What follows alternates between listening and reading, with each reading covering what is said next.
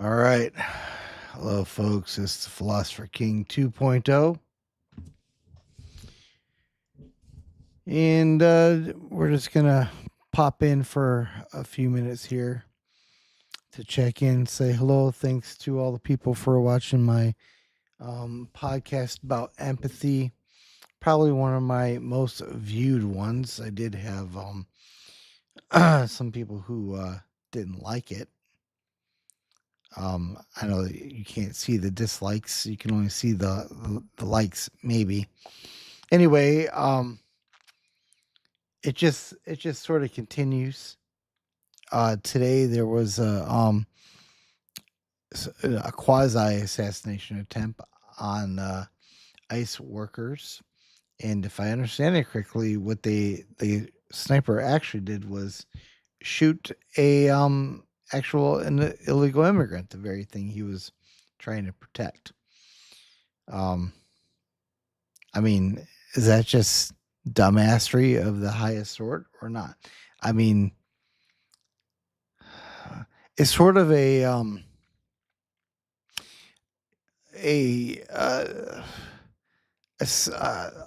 a microcosm of liberalism in general, and I'll come back to that term in a minute.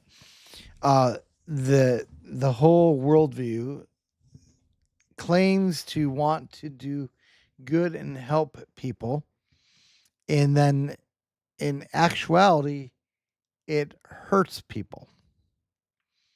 In this particular case, is fatal, right? It's almost exactly the problem with so-called liberalism. Just about everything about it. They claim to have well-meaning motives, but when they put into practice their policies, they hurt people. They hurt people a lot. They never stop hurting people, and the question begins to come up like don't you think there should be come a point where, like, if you have even half a brain or a quarter of a brain, you should notice that your policies are hurting people? And the answer appears to be no. they they don't know. They're so clueless. They have no idea. It's just it's just ridiculous. What's the matter with them? Their brains are just completely broken. So the thing is, if you've been watching this channel, you know that I'm actually really pretty libertarian. Um, in fact, you could almost call me a libertarian. I have some serious problems with the Libertarian Party, though, so uh, we don't need to get into that right now. So it's more of a libertarian mindset rather than in you know, like actual formal affiliation, that kind of thing. Um, which means that there are things about conservatives or Republicans that I don't like. Otherwise, I would just be firmly on their side, right? But I really don't like the liberals. They're just so-called liberals, we'll say. They're just straight up nut jobs. They're just crazy people. They don't know what a woman is. In my empathy discussion, I pointed out that one of the problems with their advocacy for empathy is it's like completely selective. Like, they might care about the illegal alien, but they won't care about the person that the illegal alien murders. I mean, how sick? How sick do you have to be be like that? And that's just a throwaway comment almost. I mean, there's almost like hundreds of examples of that right now, where they're very, very selective in which victim they're going to applaud. So yeah, not a big fan of so-called liberals. Now, why do I keep saying so-called liberals? Because in point of fact, the truth is I'm a liberal as a libertarian, like in the original sense. If you go back to the 1850, 1860, They would call now we would call them classical liberals, right? Um, and the reason why I have to be a classical liberal is because the so-called liberals stole the term. They wanted to have all the prestige of the word liberal, and then completely gut it of all the meaningful content of what liberalism is, or was classical liberalism now, right? And it goes to the early 1900s with the rise of the progressive movement, just all sorts of sickness. So the just again today, you're following up on the Charlie Kirk thing, and there's actually been a couple of other things, too. But you get a sniper trying to show empathy for illegal immigrants, and he does this by killing an illegal immigrant. So that's pretty stupid. That's pretty dumb. Great microcosm of the one of the problems with the left these days. The other thing I wanted to briefly touch on tonight is silver and gold. Silver, and I have the chart up here. If you've been following the channel, you know that I have an interest in the metals. Um, I yeah, I'm not a heavy investor, not nearly the way that maybe I would like to be. Um, but that's because I have invested in real estate and trying to be, when I say investing in real estate, I mean like my own residence, trying to develop my own property such that I can be self-sufficient. That's the goal. And that's also why I don't post nearly as much as I would like to. It's because it's a lot of hard work to be self-sufficient to actually. You can't just you just can't do it overnight. Whatever. Anyway, it's not really the point of tonight's topic. But if you go back and you look through my posts and whatnot, you'll see that I have an interest in silver, and gold, and I've been promoting Kinesis, which is a tokenized gold.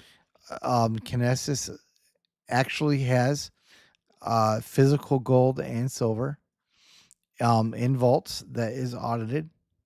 So if you buy their tokenized gold, you're basically actually buying gold or silver. And just go ahead and use the search feature. Please, if you're going to sign up for Kinesis, use my referral link. I would really appreciate that. Not that I mean that's the only benefit. I'm not like paid by them or anything. I've been using them for probably close to 2 years now. So far so good. I've got some money with them, but I don't know if you've noticed that the price of gold and silver has gone up. I mean, I hope that you have, right? But something is just really, really, really bizarre that's going on right now. Now, in the first place, there's no question that both gold and silver should be worth a lot more than it actually is right now. And that almost certainly has to do with actual market manipulation. Um, there's a lot of paper money. Uh, I don't know if I mean, check out how the futures market works. But I guess I'm going to get bogged down if I go too far down that rabbit hole. The point is that you can buy silver without actually buying silver. But recently, people have been buying silver and actually buying silver, a lot of it, and they've been taking delivery by the millions of ounces. So you see the chart that I have up here. That looks pretty. I mean, if you haven't been following silver, I guess this might not look like very dramatic, but this is the 1 week chart, and the 1 week chart shows $2.50 up, right? 24 hours, even less impressive. It's actually gone down. But if we look at the year to date, ooh boy. As in early April, it was less than 30, so it's gone up almost $15. Not quite doubled, we'll say 50% increase in a matter of months. And it appears to be because big buyers are coming in and actually taking delivery of the silver. And who might these big buyers be? I've been following it a little bit, and it seems to be that they are mostly central banks. And there is a theory out there that they're going to try to revalue the metals, gold in particular, they being the United States government under Trump. If I could spitball here a little bit, I think that I think the Trump administration recognizes that the national debt has the country on a precipice and it's near collapse. All it will take is a spark, and they are trying to save the system. And I don't have inside information or anything like that that would help support that. That's just sort of my general feel and vibe. Looking at the Genius Act and some of the things that it is being promoted about buying Bitcoin and valuing it in gold and so on and so forth.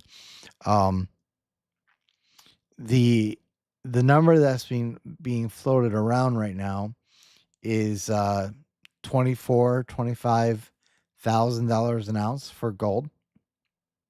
And of course, silver would benefit from that as well. The takeaway from this is always do your own due diligence, blah blah blah. And by all means, do your own investigations on this, and always remember to diversify. I'm not saying otherwise. Should diversify, but I think it'd be pretty smart to have some silver and gold right now. If you buy it at what gold is at, let's see here, $3,752. Pretty pricey. That's very close to the all-time high. Only a few dollars off. You might be tempted to not have any. That's where I think things like Kinesis is good, because you're not buying a whole ounce of, you're not dropping $3K on an ounce of gold using Kinesis. This is my own review of it. I guess I don't have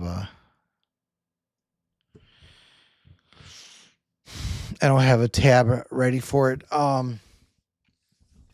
But I can maybe go back here and look in the description, and I bet I have a link. Here we go.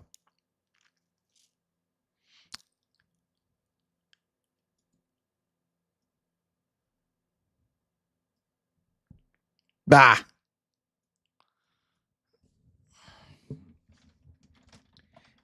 It's not like you really need to see this.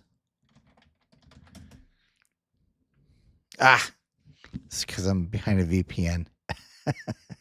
Okay, anyway, moving on. And I'm going to wrap this up here shortly anyway.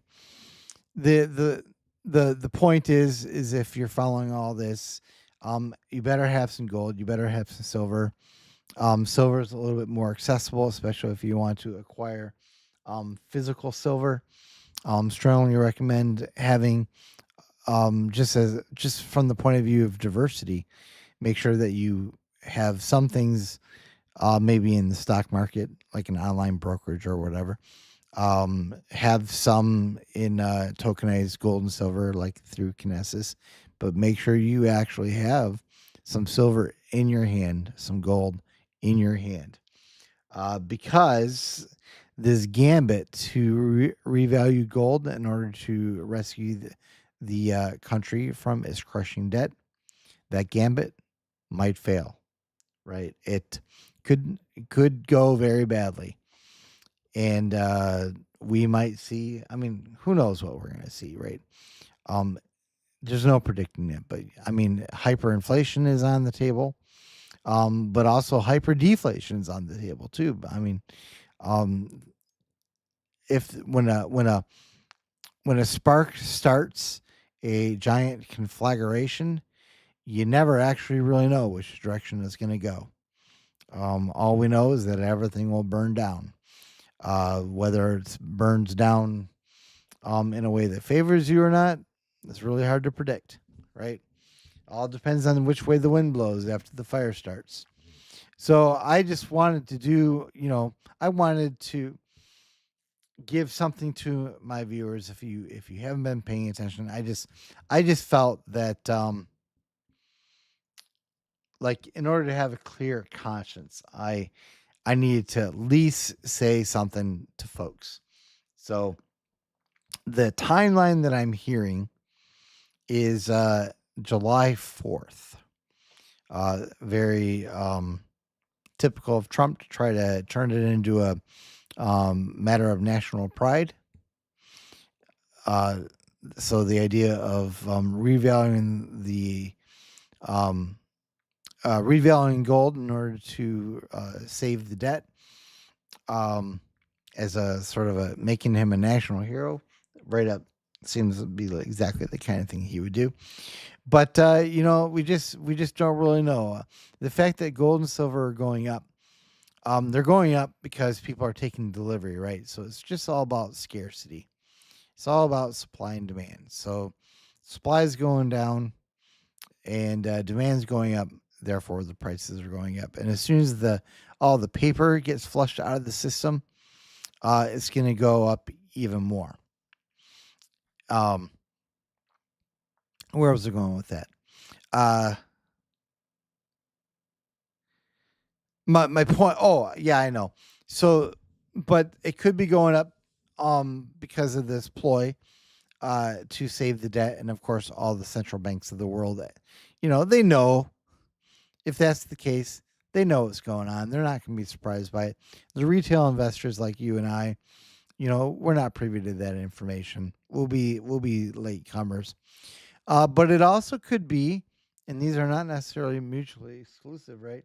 It could also be that people are buying gold and silver in part because they know the economy is just not as good as they say it is. And in fact, we might even go further. They might know that the system is not as strong as they think it is, and they are getting into the metals as soon as they can because they don't trust the treasuries, and they think the stock market is overheated, and they're trying to get ahead of things. So I don't know what it all means, but it means something. And so I've called it to your attention. I've done my job, and that's all I have to say for tonight. So thanks for jumping on and watching. Appreciate it. And now I have to figure out how to turn it off. I'm the Philosopher King 2.0. Like and subscribe. Hit the notification bell. You know the drill. Have a good night.